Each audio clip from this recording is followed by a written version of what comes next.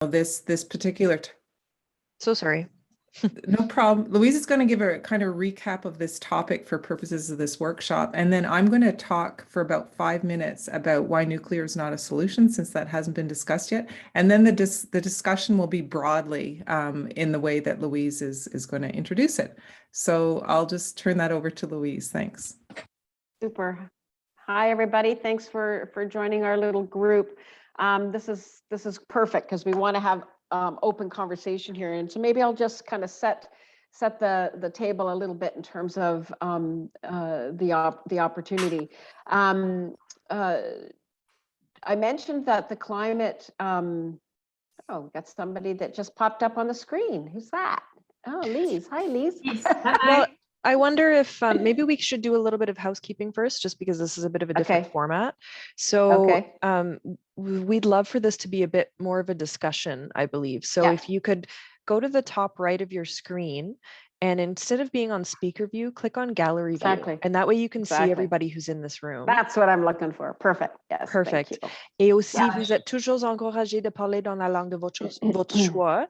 So this is being delivered in English and there isn't simultaneous interpretation. But il n'y a pas, mais si qu'il y a la misère, si vous avez des questions à exprimer en français, on pourrait toujours vous aider. Je vais demander de parler pas trop vite. Okay. So, and could I just ask that while Louise and I are just introducing the topic, that everyone else put their speakers on mute, please, and then we can open the discussion. Thank you. So what Lise was asking was a request to make sure we speak very slowly and enunciate very well. Got it.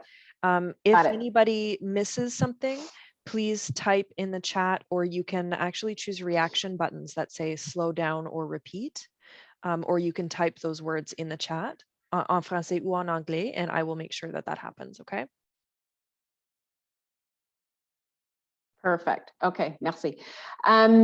So just to set the table a little bit, I mentioned that we do have some opportunities around the provincial climate plan that's coming up for what they call review. There will be, as I'm told, extensive public consultations on this renewal or review.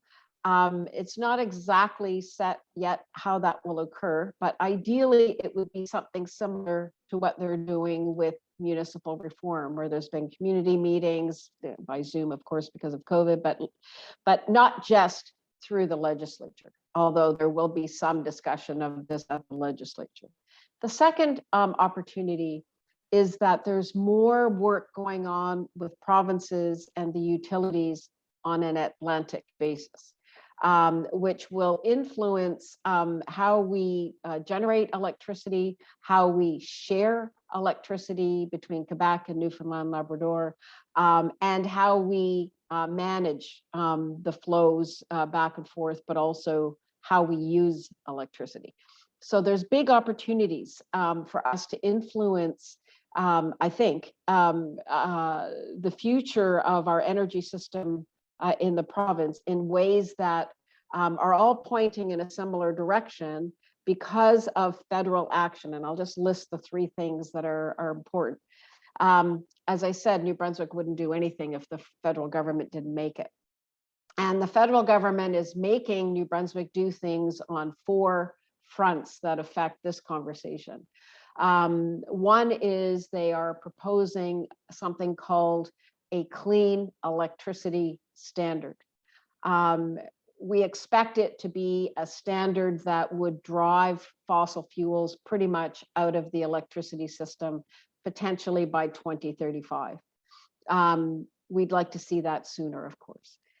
The second thing that's coming is there's a coal phase out regulation that would mean Baldoon needs to phase out coal by 2030, and we want to see no extensions. That plant has to stop burning coal in 2030. We also have something called a clean fuel standard, which is going to mean gasoline and so on has to be blended with the other fuels. Just won't get into the details there.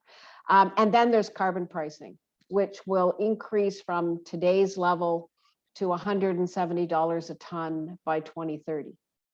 So the combination of all those things, when you stack them on top, is going to make it very stupid for New Brunswick to resist the change and keep burning fossil fuels. It is not the least cost answer to our needs in the province. It is not an affordable, reliable, or sustainable approach. So we think that the pressures from the feds, the pressures from the globe in terms of this carbon border adjustment talk, the fact that a climate plan is under review means we probably have the best shot at getting New Brunswick to increase its renewable energy target, other aspects of its renewable electrification issues, are like get a new plan kind of thing, but also our real best chance to increase support for the communities and ourselves to do the kinds of work that we want to do. So just laying that table, that we have a lot of converging pressures on New Brunswick. It's not going to get away with what it got away with last time round with the feds. And so I think we have a campaigning opportunity. I'll just leave it there. Okay, thanks, Louise. I'm just going to go for a couple of minutes on why nuclear is not part of a climate action plan. So I think it's important to see the opposition to the new nuclear builds in New Brunswick as part of climate action and the climate justice picture, and that everyone has something to contribute to climate action, no matter what angle they take. So there are some newer groups. The NBEN has a new caucus, the MNR, the Modular Nuclear Reactor Caucus, and some of the people here represent groups that are part of that caucus, including my project Raven, that's organizing to stop public funding for new nuclear in New Brunswick. You've probably come across the organization CRED-NB, the Coalition for Responsible Energy Development in New Brunswick, working for a nuclear-free renewable energy future. The Wollostonga Grand Council has a very powerful resolution out opposing the new nuclear builds. Just to let you know, there's lots of action nationally. There's 120 environmental, civil society, and Indigenous groups that have signed a statement that's on the website of the Canadian Environmental Law Association, and it's been sent to all the MPs, calling the proposed new nuclear reactors, which are also called small modular nuclear reactors. The statement calls them dirty, dangerous distractions from addressing climate change, and you can read more about that there. So why are all these groups opposed to new nuclear in New Brunswick? Well, the main reason is that nuclear power is a failed dream. When it first came out, nuclear energy to power, to make electricity, the promise was that it would be too cheap to meter, that we could just use as much as we wanted. And that whole idea has helped drive the climate crisis, with the dream that we can just use as much energy as we want with no consequences whatsoever, because nuclear will one day take over and solve all our problems. And that dream is still being pushed out there. And it's a concept that's entirely incorrect, and it's very damaging. And that dream has been pushed for almost 70 years by the nuclear industry. And we need to get real that new nuclear will not get us to net zero. The nuclear industry in New Brunswick is a division of NB Power, and the only other province that has nuclear, operational nuclear power reactor, Ontario. It's also a division of the public utilities. So NB Power, our government, and the official opposition in New Brunswick, they're all promoting happy talk about nuclear. It's not based on science and research. It's all nuclear industry promotion and sales materials, and it's all designed to get public funding pouring into new nuclear reactors instead of renewable energy, which is where we need to go. There's lots of information out there. Take a look at the World Nuclear Industry Status Report 2021. It was released in September. It's available online. There's lots of other resources we can point you to. Globally, there's more nuclear plants being shut down than built. They have extremely long build times. New nuclear builds are way over deadlines, way over budget. They're very expensive to build and maintain. We have one nuclear reactor in New Brunswick at Point Lepreau. According to our provincial auditor general, the Lepreau plant is responsible for 3.6 billion of NB Power's 4.9 billion debt, which is really part of our provincial debt, and we're paying for it as ratepayers and taxpayers. The proposed reactors that NB Power and the government are proposing, they're currently only PowerPoint designs. They're not detailed engineering. There's no evidence that they will work. They're entirely different from our CANDU reactors that we have here in New Brunswick and in Ontario. And they're based on earlier reactor designs with significant unresolved technical problems. The most advanced of these new reactors, SMRs in North America is called NuScale. They've spent 15 years and $1 billion on the design, and they haven't started to build it yet. And that one is based on a known working reactor design, a light water reactor in the US. So ours are even more complex and difficult. There's no way that the proposed new reactors for New Brunswick will be ready by 2030. If they can convince the public that they can fork over the billions of dollars that will be required to build them, it will be well into the 2040s before we find out that if they even work, which they probably won't based on past experience. But unfortunately, the NB government and NB Power is pushing these new nuclear reactors. They're promoting nuclear reactors in schools. They just had a nuclear awareness week in high schools that they would not actually have anyone but the nuclear industry speak at. So what we need to do, the main thing we need to do is encourage our members of our groups and members of the public to ask questions and insist on facts and not nuclear industry promotion and sales materials. I could say a lot more about this, but I think we want to get into Q&A of the whole topic here about what is needed for climate action. And I know Louise really wants to move into, mobilization and action. So I'm going to turn it, I'm just asking Zomi if she would coordinate the Q&A. But if we could, keep our questions focused if we can on mobilization and action. Thank you.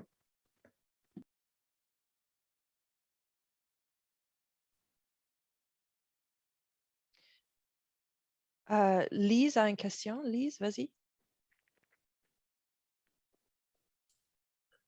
Could you just say, where is that place where you said that they worked on the nuclear for 17 years and how much money they put in and it still didn't work? Because I like to have actual numbers when we speak with people.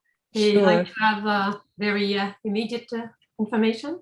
Okay, I'll try and put something in the chat before the workshop is over. The project, the reactor is called NuScale, NuScale. It is in North America, the most advanced design. They're working on it on a number of places, I'm not sure where the main design is happening, but it isn't built yet. So it doesn't exist yet. It only exists in detailed engineering. They've been working on the design for 15 years and they've spent to date about $1 billion on it. And they're still going to need a lot more money than that. Okay, 17 years only for the design. I think I said 15, but 17, 15, okay. Yeah. Okay, thank you. And I like that you said this l'opposition to the nuclear plant is part of our struggle now, because really this is what we receive quite often. Like, well, the nuclear will solve this. No. Frank, I see your hand up. Thank you. There are two designs that work. The Russians have them, and they're mild scale ups of what they put in their nuclear submarines, and no one else will buy them. And the Toshiba's has a superb design, which absolutely no one was willing to purchase. And what Raven says about Canada is that the nuclear industry, the North American nuclear industry, decided that the public funding for the development of these next generation reactors was going to happen in Canada. And that's exactly what's been going on in the last 2 years. And there are practical applications of the smaller reactors that you can envision as being significant in mid-century. But we haven't most a decade decade and a half to do what's necessary to get emissions to net zero. So nuclear doesn't have a role there. But I would like to point out that New Brunswick has an immediate problem, which is the decommissioning of Lepreau and what's going to be done with waste. And if the intermediate policies, which are not being put in place for waste management, don't occur, it's all going to be either on site at Lepreau, or there will be some ad hoc transfer of very hot materials either to the States or to some unspecified places elsewhere in Canada. So we do have an immediate problem with nukes, but this is going to be an expensive distraction if you're concerned about CO2 emissions. Yeah, and I think there's from a, yeah, no, for sure, Frank. And I think just to kind of point out to folks in terms of the grassroots campaigning, the current discussions around nuclear have already, without any plants being built, never setting aside our points about them never getting built. The fact is they're just literally, as Susan says, in a PowerPoint or computer designs, have already led to proposals to continue burning fossil fuels for 20 years longer than they should. So nuclear has this tendency to actually increase greenhouse gas emissions. And there are proposals now that extend beyond Point Lepreau. The first idea was we'll put 2 of these pilots at Point Lepreau, but they're actually now talking about putting a nuclear plant at Belledune. And so now we have a situation that is being used as an excuse for the Belledune area, which I don't think the community has a clue yet that this is being proposed there. This is not set up to manage nuclear in any way at all. At least Lepreau has some infrastructure. We're talking about ideas around the port in terms of exporting ammonia that would be created at this plant. Anyway, all sorts of things that are being thrown out there that actually simply just undermine the transition that we're actually needing to do. So Frank's right. I mean, and Susan, in terms of this idea that people have talked about as it being a distraction. And I think there's a part of us that have to pay attention to it, and there's a part of us that has to ignore it in the sense that, if we give it too much weight, it's as if it's real, as opposed to you're too stupid to pay attention to kind of thing. We have to decide the tactic around that. But we also need to deal with this other reality that I mentioned. There are, what some folks will call a bifurcation point, right? Where, we stand at a crossroads. If you take one path, you can't really go back and take the other path.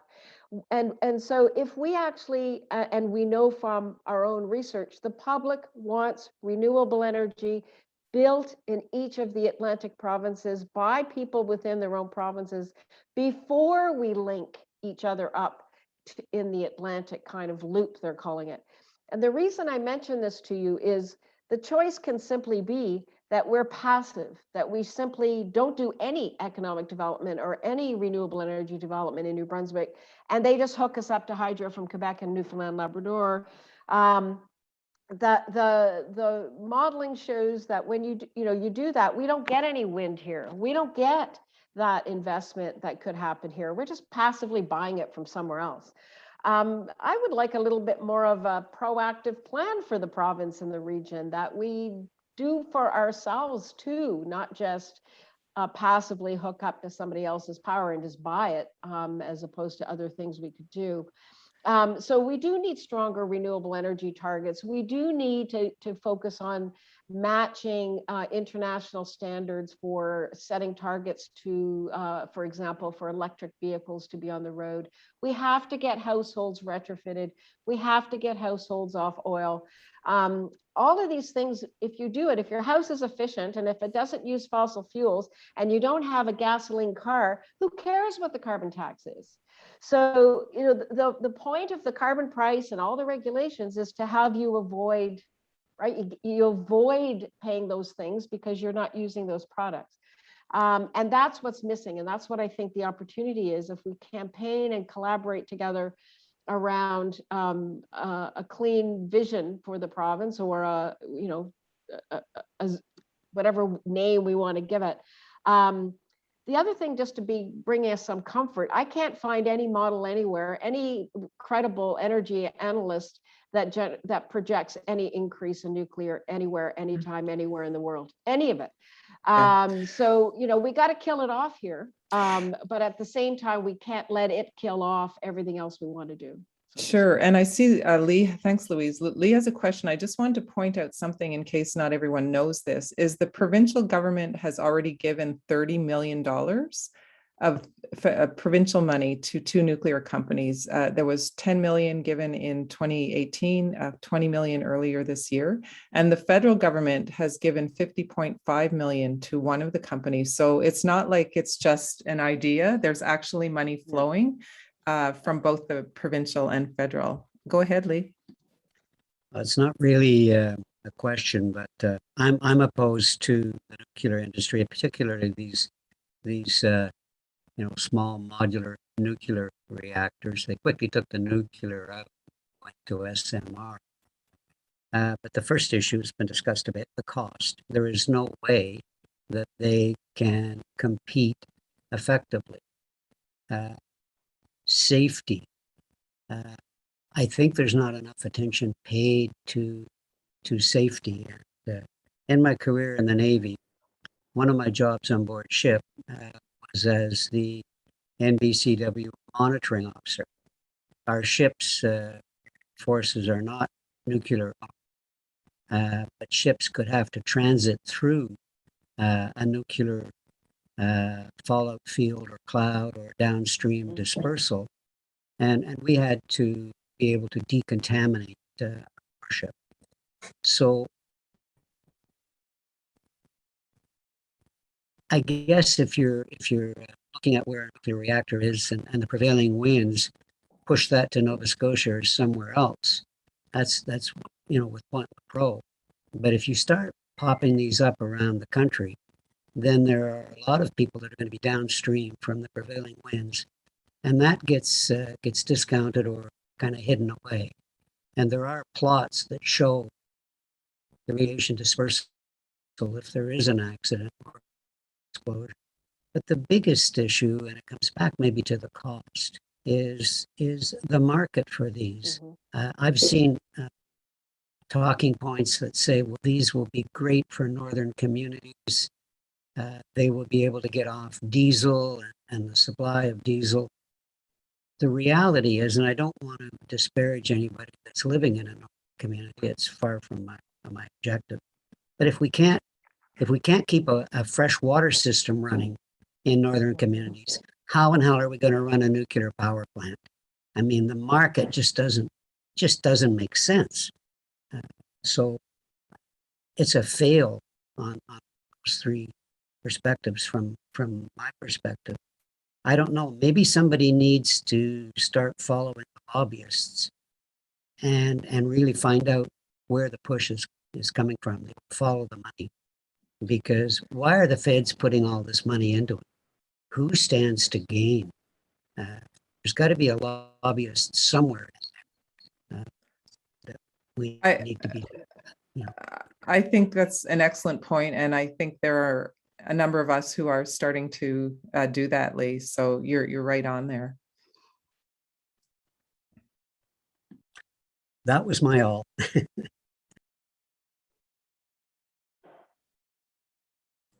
Moi, j'ai une question, puis je vais le dire en français puis en anglais par la suite. Disons, moi, je suis bien d'accord avec ça, que l'énergie nucléaire n'est pas la solution et le charbon non plus. Disons, vers 2030, 2035, ça à la porte, c'est pas loin d'ici. C'est à Belle-Dune non plus, c'est pas loin de chez moi. Donc, je suis entièrement d'accord que c'est pas ces deux moyens. Il reste l'énergie renouvelable. Maintenant, notre gouvernement... l'argent qui est donné pour développer l'énergie renouvelable, quelle forme d'énergie renouvelable on va privilégier, c'est une autre chose. Mais moi, dans tout ça aussi, il y a la réduction de notre consommation énergétique. Je prends comme le nord de la province ici, il faut descendre à Saint-Jean à Moncton, à Bathurst pour nos soins médicaux. Ça, c'est du CO2 qui rentre dans l'atmosphère.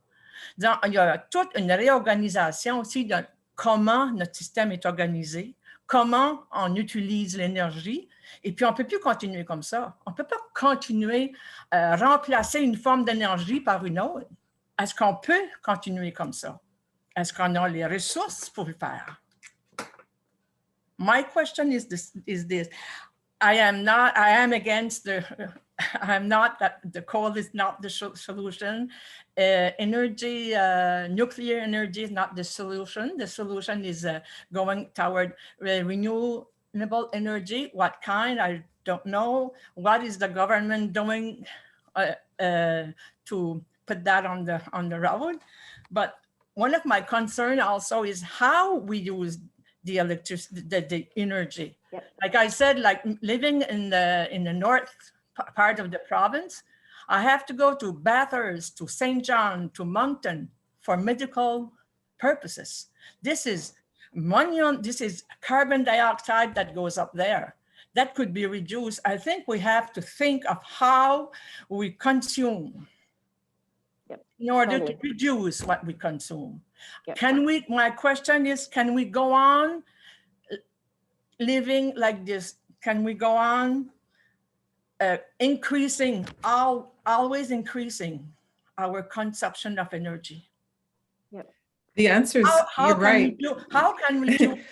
We have to, and obviously Louise working with the Conservation Council, that's a key part of the message. So I don't know if you wanted to say anything about that, Louise. Well, I do. I mean, so one of the links that I put into, and let me just get it. It's such an incredible piece of work. I just want to give this to you just so we remember that we've got it, because it tells this story about the fact that Canada consumes way more of the Earth's resources than anyone else on the planet. I mean, it's just unbelievable. Oh, I did that to one person. I don't know why that does it. Let me do it this way. So the point you're making is correct. Right now, just to give you an example, if we're going to get the world off fossil fuels and rely on more electricity, we'll have to increase the size of the electricity system. So we're shutting down fossil fuels and we're replacing it with the clean stuff. And there's a tension between how much does it have to grow? Well, the tension about how much does it grow is 100% dependent on how much we use. So you can have a system that has to grow maybe 30% or 40%, or a system that grows 100% if we're consuming too much. Obviously, we want to reduce our consumption to have the least amount of growth in the electricity system. Why would I say that? Because we can't even build the renewables we want to build. We can't be naive about the challenge that's ahead for us. We could not build 80 megawatts of wind power in northern New Brunswick, right? Anse Bleu did not want that wind project near the particular site. They didn't like it. If we don't get communities involved in the decision-making, deciding where they want their renewable energy to go, if they want renewable energy to happen, at the same time as making sure that everything's retrofitted, that we get the least amount of energy consumed, we're not going to get anywhere. The second reason we have to do that is for social justice reasons. We can't impose all of these new costs that are coming for the cost to pollute, essentially, on low-income, vulnerable households. We've got to protect people so that we can have higher costs but lower bills. It's fundamental to justice that we retrofit quickly and we retrofit deeply, not these cute little retrofits, you change a few little things, deep retrofits in our houses. So we can keep the growth minimized through efficiency, but we're not even going to get the renewable energy we need unless we find a way to bring communities in to make the decisions about the planning. And that includes Indigenous rights holders. We're talking about new transmission lines all the way from Quebec through New Brunswick into Nova Scotia to make a loop with all of the Atlantic and Quebec provinces. We better have some people making some choices about where they want those lines. And we're supposed to do it in 10 years. So we need to be, I think, understanding that the world we're trying to build is a social world. It's not a technology world. And we've spent too much time letting engineers, and we're talking, oh my God, renewables are cheap. Why don't we have it everywhere? We don't have it everywhere because we haven't taken care of social justice issues. We haven't taken care of community engagement issues. We haven't ensured people have the right to have their say. We are not going to have wind turbines everywhere, offshore and onshore, and solar on every roof, and solar industrial parks everywhere, community energy systems without a lot of social engagement. So to me, that's why I'm talking about the need for campaigning. Get the engineers out of this conversation. This is about social interaction, and we have to figure out this problem, and very quickly. Thanks. I think Charlotte's next.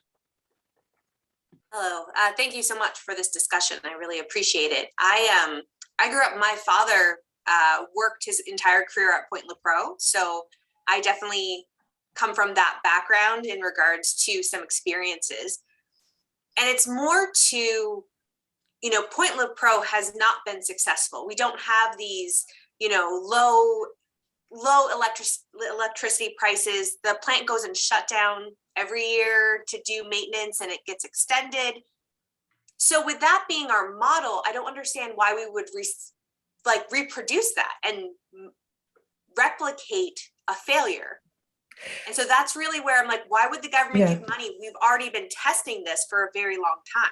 Yes. Well, I should say that Louise and I and 3 of our colleagues, some from outside the province, prepared a briefing paper that's available both on the CCNB and the Raven website for Minister Holland. And we met with him twice specifically to discuss this and raise that point about why are you doing this? It's part of, Charlotte, it's part of a larger national picture.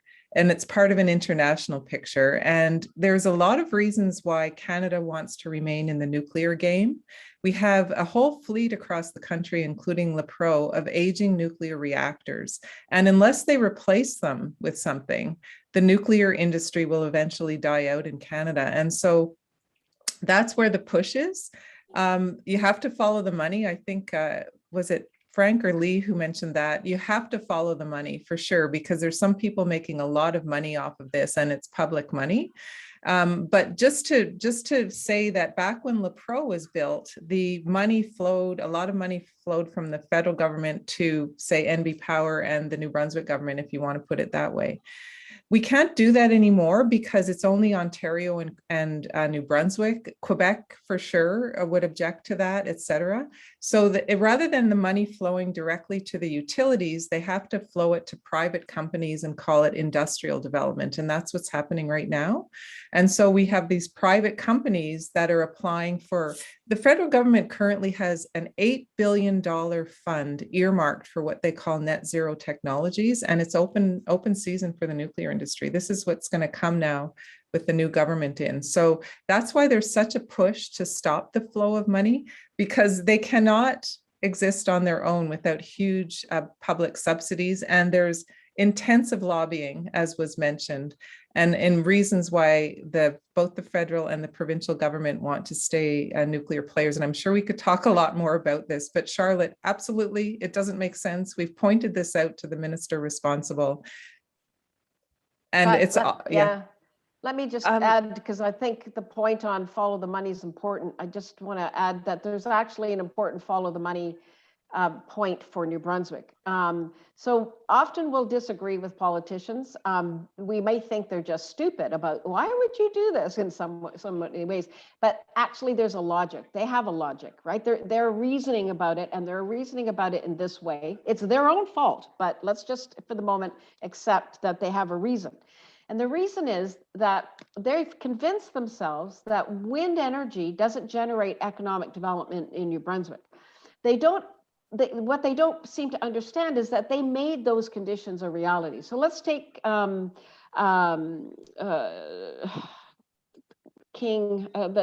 windmill that just fell down.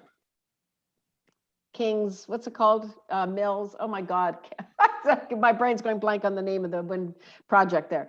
It'll come to me in a second. That is a perfect example of the problem we've created for ourselves. We contracted with the private sector to deliver our wind energy projects. Those companies that won the bids for those contracts were not New Brunswick companies. TransAlta owns the project that just had one of the turbines fall down. All the economic development money went to Alberta for our wind project. All that we are left with is the cost of those wind projects because NB Power has to pay for them. What the Premier is convinced of is the only way to generate economic development for New Brunswick is to do more nuclear because that's in the province. It's ridiculous. They could have had publicly owned renewable energy. There's no reason we had to have the private sector. Why can't NB Power own the wind turbines just like it owns Mactaquac or Lepreau or Baldoon or Colson Cove or Mactaquac? It's ridiculous, but that's what they did. And they've convinced themselves there's no gains for New Brunswick in renewable energy. That's what we have to counter. And Susan is on the right track in terms of no public money for nuclear. So on the one hand, you say public money for, we want our own power to be owned, but we don't need TransAlta building wind turbines for us in New Brunswick. So I just want to break in because we have a question from somebody who hasn't spoken yet. So I want to give Charles the floor for his question here. He's put it in the chat. I don't know if he wants to speak to it or not. And we've only got 4 minutes left. So I'm hoping to keep the question and the answers to it down to 2 minutes, and then we can go to Lise and Frank. Okay.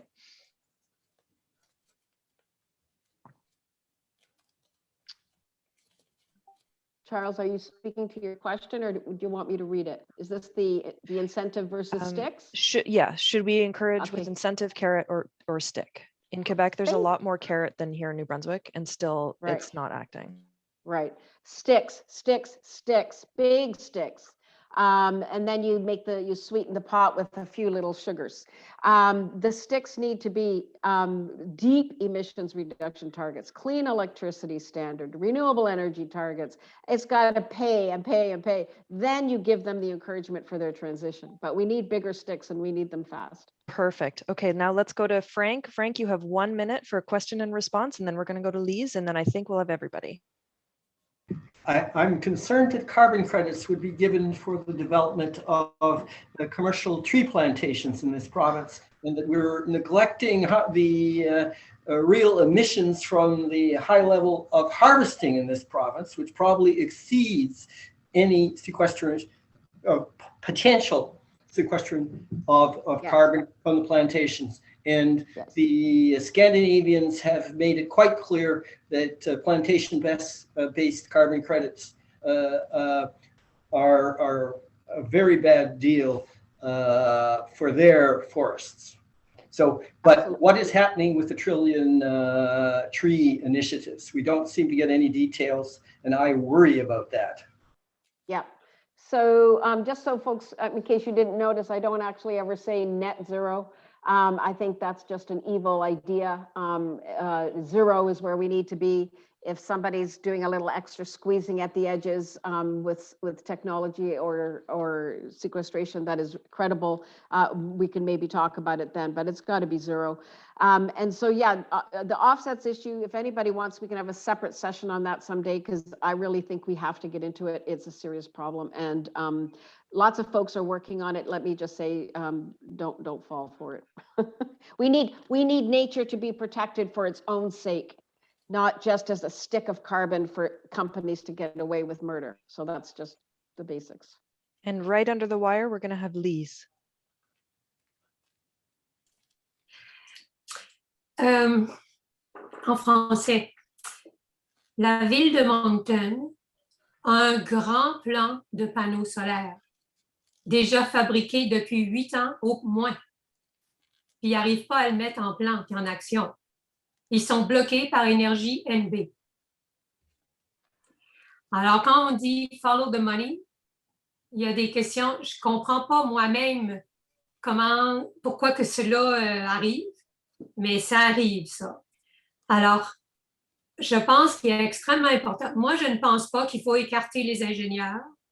je suis entourée de jeunes ingénieurs à l'université et dans mon milieu qui veulent résoudre la question de la production d'énergie renouvelable puis de l'encaptation, c'est-à-dire d'être capable d'avoir les batteries pour l'emmagasiner. Parce que les gens, à mon évaluation, ont besoin de savoir si on débarrasse le fossile, il faut au moins avoir une certaine forme d'énergie pour être encore capable. Si on ne peut pas leur dire on va tomber en parachute et le parachute va être fermé, il faut qu'il y ait quand même quelque chose. Alors, ce travail-là, c'est plus nos jeunes ingénieurs, puis tout ça, à mon avis, ça, il faut que ce soit fait. L'autre aspect, Mais ouais,